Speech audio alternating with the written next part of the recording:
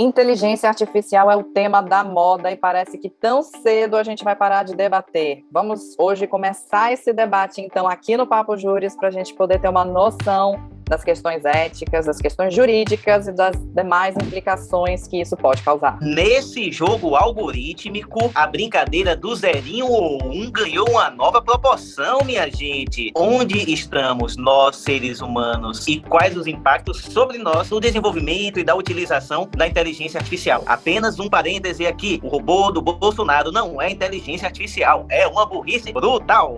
Muito bem-vindos, muito bem-vindas, muito bem-vindos ao Papo Júris, seu podcast jurídico diferente. Eu sou Erickson Moraes e estou aqui virtualmente ladeado por meus queridíssimos amigos Bel Becker, Gerson Cardoso Gessinho, e é um desafio de trazer esse tema aqui, um tema extremamente atual, importante, pulsante, principalmente quando a gente fala da quarta revolução industrial, né? Essa era marcada pela inteligência artificial, desenvolvimento cada vez mais da internet, das tecnologias de comunicação. A gente percebe um próprio melhoramento na qualidade de serviço, de produtos, mas tem coisas que a tecnologia termina não alcançando, como, por exemplo, assim, melhorar a qualidade de vida das pessoas, né? É uma crítica que a gente precisa trazer. E quando eu penso em Revolução 4.0, também me veio a ideia, teve gente que ainda não atingiu, não alcançou a revolução segunda nem a terceira, não tem acesso nem à eletricidade nem à internet. E como é que a gente está falando hoje de inteligência artificial, a substituição da atuação humana por uma máquina? Imagine como isso daí é contraditório e ao mesmo tempo também desafiador. Gersinho, teve gente que não teve acesso ainda à inteligência humana, a pessoa que não desenvolveu a sua própria inteligência, e a gente está falando da artificial. Imagina, num mundo caótico em que a gente fica vendo na internet, né, a propulsão em massa de notícias fakes e as pessoas não questionam as notícias, e aí a gente já fala da inteligência artificial. Como é que fica essa questão? Esse AI, não é um AI-5 não, é a inteligência artificial que já chegou e a gente vai ter que saber lidar com isso, gente. Você falou, Bel, que não é um AI-5, não é um AI-5, mas pode se tornar um AI-5, não institucionalizado do ponto de vista governamental, mas de uma forma mascarada através das definições como há hoje ainda, de um padrão de consumo, né? A inteligência artificial se vale disso para poder conduzir o mercado de consumo para um ou para outro lado. Mas pegando o gancho do que Gessinho falou, eu queria fazer uma pergunta, né? A partir disso, Gessinho, inteligência artificial para quem? E para além disso, inteligência artificial para quê? Se muitas pessoas não tiveram acesso sequer aos elementos, aos produtos da segunda e da terceira revoluções industriais, como é que a gente pode falar em revolução 4.0 e em sociedade 5.0 se a boa parte da população falta o básico, como você bem citou, o acesso à energia elétrica, acesso a saneamento básico? Então, em que medida a inteligência artificial, o desenvolvimento das tecnologias como um todo tem impactado na sociedade, né? Da mesma forma que o desenvolvimento da internet, gente. As coisas não param no mundo tecnológico. Onde há pobreza, infelizmente, a tecnologia não para. E o que a gente precisa entender é que a tecnologia deveria ajudar ao combate, né, à pobreza, e até que ponto isso está sendo efetivado nas medidas, nas políticas públicas, né? Nossos agentes públicos, eles precisam ter uma responsabilidade de pegar essa tecnologia, difundir de forma positiva, né, operacional, para poder ajudar realmente. Mas, assim, a gente pode ver o exemplo da internet. A internet, ela foi evoluindo, dizem, né, muitos dos estudiosos, por conta de acesso a conteúdo pornográfico e também por conta da segurança de Estado de grandes países, de grandes potências. Mas ela, enfim, ela não veio para ajudar, para facilitar a vida do ser humano de uma forma democrática, né, espalhada, para poder ajudar, inclusive, no combate à pobreza. E da mesma forma vai acontecer com a inteligência artificial. Então tá na hora da gente abrir o debate ético mesmo, o que é que pode vir pela frente, porque o grande questionamento, eu acho que é o que a inteligência vai fazer por nós, que eventualmente venha substituir os humanos. Por quê? Porque a inteligência artificial, ela não tem limites, né? Você vai alimentando o banco de dados e você vai chegar a um cérebro artificial, um cérebro plástico, que não tem limites, é muito maior de capacidade, né, do que a nossa. A inteligência artificial é esse sistema, né, que ajuda a alcançar um grau de informações alto e que seria viável, né, para ajudar na manutenção do dia a dia do ser humano, né? Segundo uma conferência que teve em Genebra recentemente, os robôs vieram aqui para poder falar que eles não estão para substituir os seres humanos nem para ocupar cargos de trabalho. Mas se a gente tem, por exemplo, chat GPTs que formulam textos, pesquisam para a gente a partir do que a gente pede, né? A partir do que a gente pede, eles vão lá e produzem a parte textual, que tudo é possível. Então é uma inteligência que está para além da nossa. Tem certeza que alguém aí não vai ser substituído? Curtiu esse tipo de conteúdo? Então não se esqueça de deixar seu like e se inscrever ativando as notificações. Nós estamos também no Google Podcasts e no Spotify. E no Instagram é o @PapoJurisCast. Eu acho, Bel, que alguns questionamentos importantes devem ser feitos. Mas só queria fazer uma observação porque a gente vê retratada essa relação entre homem e máquina de uma forma muito apocalíptica, né? Como se houvesse a possibilidade de uma inteligência artificial se desenvolver de tal modo que não apenas usurparia os lugares e as funções dos seres humanos, mas como subjugaria. Acho que não é possível isso no mundo de possibilidades, tudo é uma hipótese plausível, né? Ainda mais quando a gente analisa, e aqui eu acho que reside o grano salis, né? Reside o problema da questão. O uso que se dá atrelado basicamente a um sistema tão precarizante e subjugador como um sistema neoliberal mesmo, a serviço de quem estão as tecnologias desenvolvidas, né? E por quem são desenvolvidas essas tecnologias, se a gente vê, por exemplo, no Brasil, um baixíssimo investimento público mesmo no desenvolvimento de tecnologias. Então, você pega a empresa, desenvolve uma determinada tecnologia, patenteia, é um direito dela de patentear, então fica 20 anos com a exclusividade do uso de exploração, do uso e da exploração econômica daquela invenção, sempre seria uma invenção que poderia beneficiar a muitos. E aqui eu não estou fazendo uma crítica necessariamente ao sistema patentário, eu faço uma crítica ao sistema público que não é tão eficaz em desenvolver, quer dizer, é eficaz, mas não tem tanto investimento para desenvolver pesquisas que levem a esse beneficiamento coletivo. Mas é a inteligência artificial, né? Voltando muitos passos aqui, é a capacidade de uma máquina de analisar dados postos, logicamente, né, que eles são alimentados, e a partir daí tomar decisões, que são limitadas, logicamente, à capacidade que ela tem, tanto de desenvolvimento quanto de alimentação. E Alan Turing conseguiu desenvolver uma máquina capaz de decodificar as mensagens criptografadas do exército nazista. E a partir daí, os aliados conseguiram se antecipar, né, aos passos que os nazistas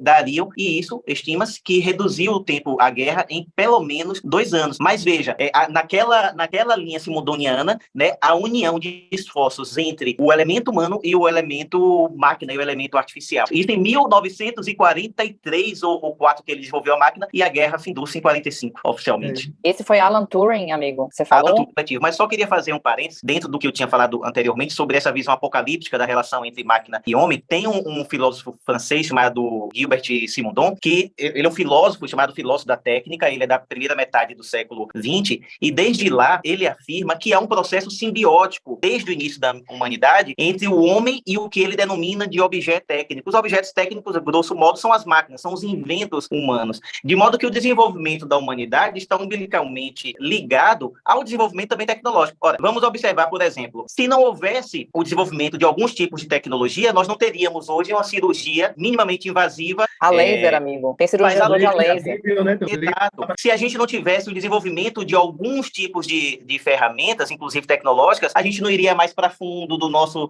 solo, não descobriria determinados metais que são utilizados na produção de aparelhos, né, que são utilizados na produção de outros aparelhos, e assim a tecnologia vai se desenvolvendo, mas à medida que eu desenvolvo tecnologia, eu potencializo o desenvolvimento da humanidade também. Então, essa relação de desenvolvimento humano está diretamente ligada com o desenvolvimento tecnológico. E aí, Simondon afirma que nós não podemos demonizar os objetos técnicos através dessa visão alarmista. Imagine, ele falando isso desde a primeira metade do século XX, porque a concepção de inteligência artificial vem do fim do século XIX, embora desenvolvido o termo apenas na década de 50. Então, quando ele traz isso, ele fala, olha, somos um só, é uma relação simbiótica. Se a gente demoniza um, a gente está demonizando a si mesmo. Agora, devemos questionar a ética dos objetos técnicos, a utilização a serviço de quem está essa utilização. Só faço esse recorte porque a gente não pode demonizar algo que é bom para a humanidade, em muitos aspectos, que otimiza as atividades humanas. Tem um lado positivo, tem um lado negativo bastante grande também. Bel, no início da fala dela, trouxe uma questão muito importante que a gente precisa debater também, que é a exclusão digital. E a partir, como você trouxe também, Vininha, nessa era neoliberal, o neoliberalismo se vale também desse sistema opressor para lucrar. E quando você também tem um bolsão de desempregados que não tem acesso à tecnologia, termina também sendo mão de obra barata para ter seus contratos de trabalho espoliados. Isso é um aspecto negativo também decorrente da própria tecnologia. A gente não pode deixar de pontuar que a gente vive hoje a era do capitalismo de plataforma. O petróleo da atualidade são dados. Imagine o quanto significa isso numa sociedade hiperconectada, né? A gente falou aí no início que a inteligência artificial não está na perspectiva de substituir o ser humano, mas ela se opera de acordo com a própria similitude do pensamento humano. Consequentemente, ela termina captando as experiências vivenciadas pelas pessoas e vão produzir diversos comportamentos que, inclusive, vão também dialogar com as discriminações estruturais sistêmicas. Falar sobre inteligência artificial é também falar sobre discriminação algorítmica. Imagine o quanto isso está muito interligado. E minha preocupação, cada vez mais, quanto a esse tema, se atrela quando a gente fala sobre a utilização da inteligência artificial, embora seja uma realidade atualidade, a gente percebe que, por exemplo, o próprio STF já tem robôs no sentido de promoção de um vasculhamento do seu acervo para buscar casos que tenham relação com repercussão geral. É uma forma de promover esse aceleramento, beleza. Mas e quando isso chegar, por exemplo, do primeiro grau? Apesar do que também tem muita discussão no sentido de que o próprio Poder Judiciário, o sistema de justiça, os profissionais da área do direito, desde advogado, contando com todo o corpo técnico do judiciário, eles já terminam fazendo essa triagem de forma artificial a partir do momento que criam padrões, né, de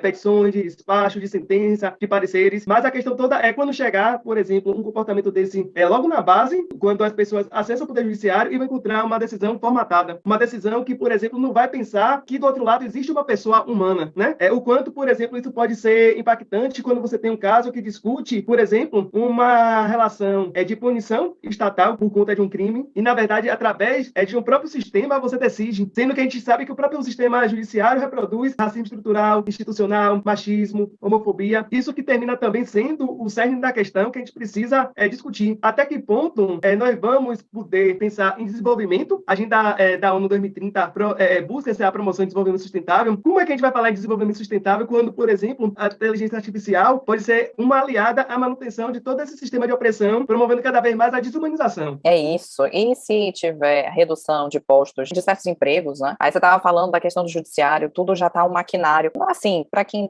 opera no direito já sabe que boa parte das sentenças são copia e cola de um acervo de dados deles. O que a inteligência artificial vai fazer na verdade, dinamizar, né? Tornar esse copia e cola mais rápido, vamos dizer assim, e o que vai substituir boa parte aí da galera que está nos bastidores, como, por exemplo, os estagiários, enfim. Tem várias questões aí, e no mundo é cheio de pessoas que estão precisando de emprego. Como é que a gente vai ter um desenvolvimento sustentável em um mundo cuja pobreza tende a aumentar? Então, eu acho que o nosso primeiro questionamento ético é se a inteligência artificial vier, ela tem que vir para aumentar postos de trabalho, real mesmo. Então, a gente vai ter que saber dinamizar. Desculpe te interromper, vai ter essa redução por conta da própria substituição da máquina pelo homem. Esse processo de substituição a gente percebe a partir da própria década de 90, com as políticas neoliberais, com o próprio desenvolvimento da tecnologia. Mas uma coisa que a gente precisa pontuar, que traz muito isso, é o sociólogo Ricardo Antunes, um dos maiores estudiosos na área da sociologia do trabalho. E o trabalho vivo, ele reduz por conta desse aumento do trabalho morto, esse trabalho maquínico através dos dados que a gente não consegue visualizar, intangível, mas o trabalho vivo sempre vai permanecer. A consequência é que nós vamos ter, com certeza, a redução de postos. A gente percebe que uma máquina tende a substituir 2, 3 pessoas. Por exemplo, assim, nós hoje vamos no banco, há uma agilização dos caixas no sentido de você não conseguir acessar, por exemplo, a pessoa física que está lá realizando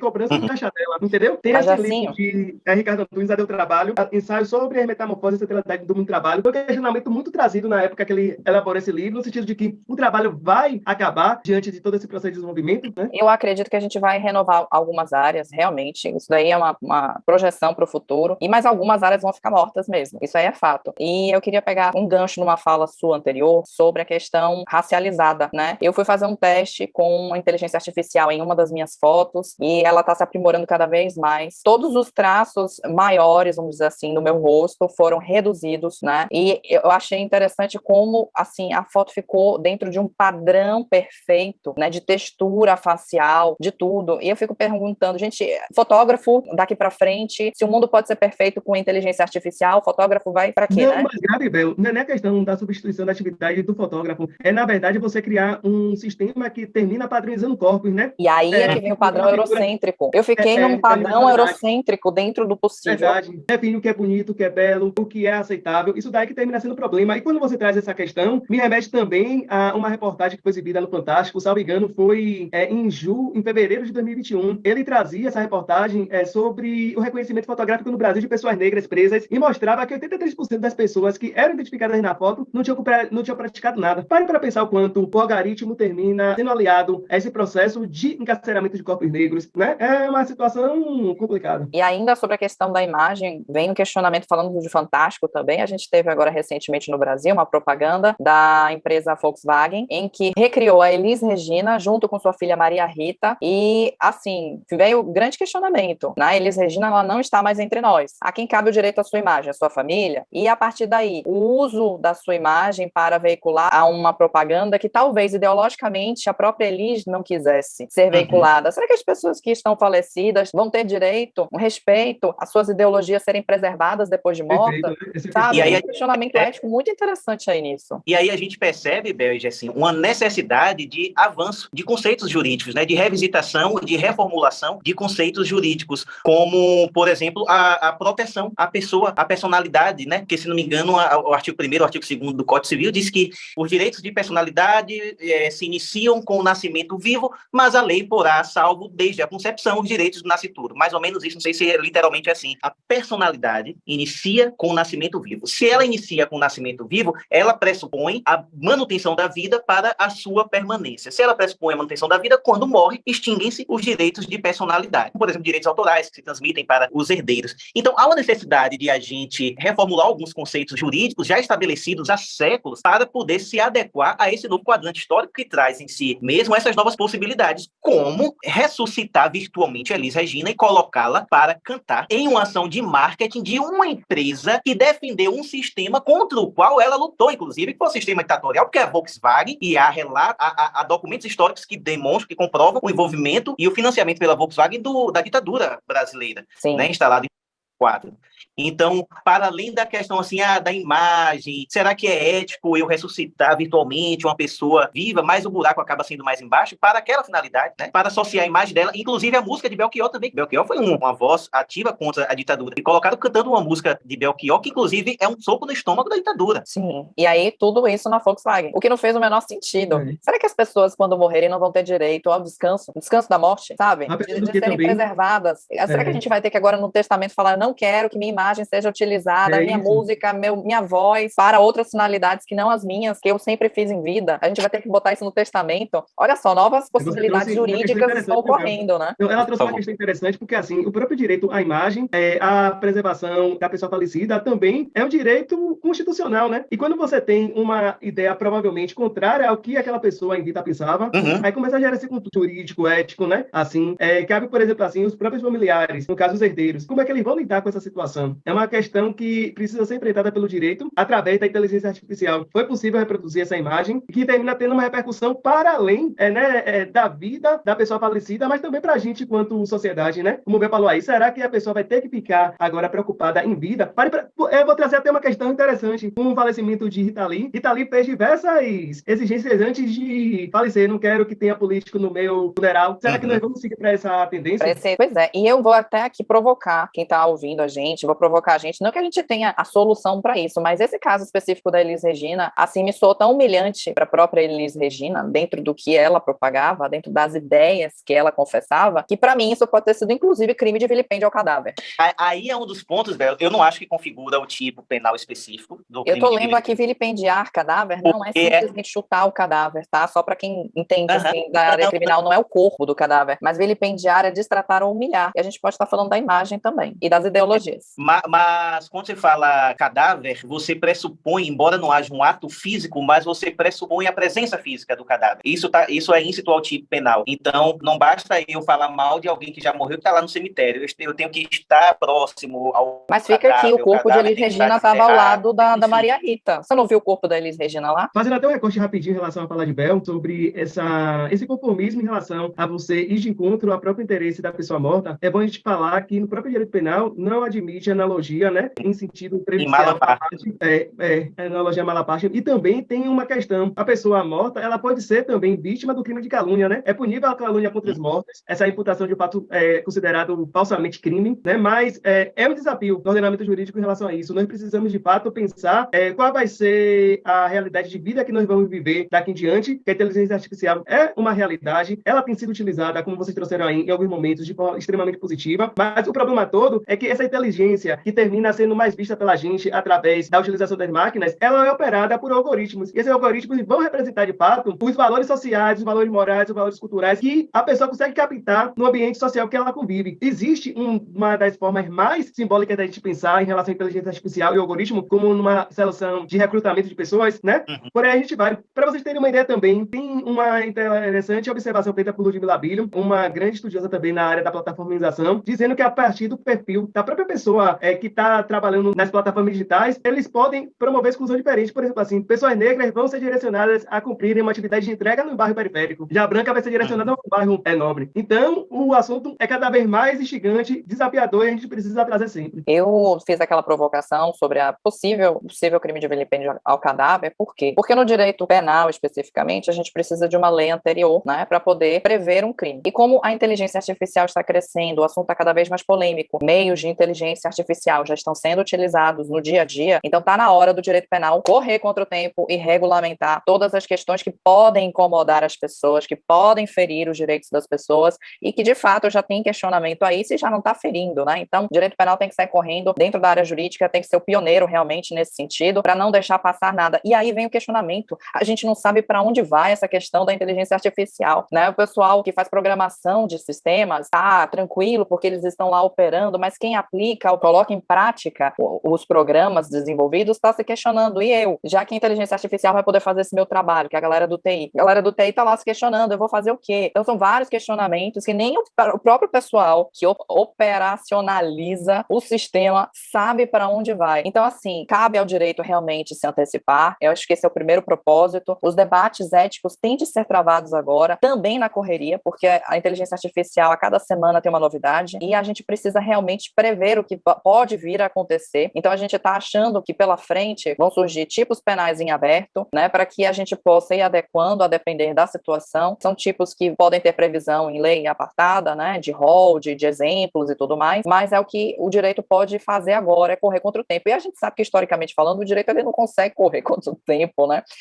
No direito à saúde mesmo, o direito não acompanha a tecnologia de saúde. A tecnologia de saúde é muito mais rápida do que o próprio direito. Mas fica aqui a nossa provocação para o Congresso, para as universidades primeiro, né? Vamos lá, escolas, universidades, vamos para além, vamos para as praças públicas debater inteligência artificial. Acho que todo mundo tem que se inteirar sobre esse assunto e levar isso para o Congresso, porque realmente precisa de regulamentação pioneiristicamente penal e demais regulamentações cíveis, com certeza. A gente não pode esquecer também que esses algoritmos são criados a partir de grupos dominantes. E são esses grupos que vão definir, de fato, o que deve ser pensado, o que deve ser direcionado. E, consequentemente, numa sociedade que é tão desigual, os grupos mais vulneráveis que vão sofrer as influências desse processo de interpretação, né? E os algoritmos funcionam como se fosse ali uma receita de bolo que você tem que seguir cada passo buscando uma finalidade específica. O problema todo é que a decisão tomada pelo algoritmo não tem a participação humana. Na verdade, a participação humana foi no sentido da construção daquela fórmula que vai ser utilizada no seu caso concreto. Então, precisamos ter todo esse cuidado quando a gente fala também no sentido de inteligência artificial, que também pode ser um grande perigo, né? A participação humana é prévia, mas nada democrática, né? E eu acho assim que o algoritmo deve ser pensado visando de fato a busca da equidade e justiça social. Se isso não for alcançado, vai ser cada vez mais nefasto. Eu vou deixar aqui só uma indicação de um filme que foi a base de Não Olhe para o Céu, Não Olhe para Cima, não é isso? Não teve esse filme? O nome do filme que foi a base, foi a grande inspiração para esse outro filme do Leonardo DiCaprio, né? Se chama Idiocracia. É uma distopia em que as máquinas e a inteligência artificial assumem, os seres humanos deixam de raciocinar, ficam com preguiça, cada vez mais preguiça, e as coisas começam a funcionar dentro da base da idiotice. Eu vou deixar a indicação aqui na própria descrição do vídeo para quem quiser assistir esse filme Idiocracia, muito bom. Uma ficção muito realística, diga-se de passagem. Em que medida essa necessidade ou essa imposição de mercado vai impactar no nosso sistema educacional, de modo que exija a formação pura e simplesmente de tecnicistas, sabe? E retire cada vez mais essa capacidade crítica da sociedade, que a quem já não é dada, institucionalmente falando, nenhuma capacidade crítica, ou muito pouca, né? De forma muito restrita. E que tipo de sociedade vai surgir a partir daí? A sociedade das telas, a sociedade algorítmica, a sociedade antissocial, a sociedade cada vez mais desumana, cada vez menos interativa, cada vez mais robotizada, cada vez mais artificial e cada vez menos empática. Então, a você que nos acompanhou até aqui, nosso muitíssimo obrigado. Estamos nas plataformas digitais, no Google Podcast, estamos também no Spotify e no Instagram, @PapoJurisCast. Aqui no YouTube, aproveita para ativar o sininho, receber as notificações dos novos episódios. Toda sexta-feira, às 11 horas da manhã, um novo episódio e, eventualmente,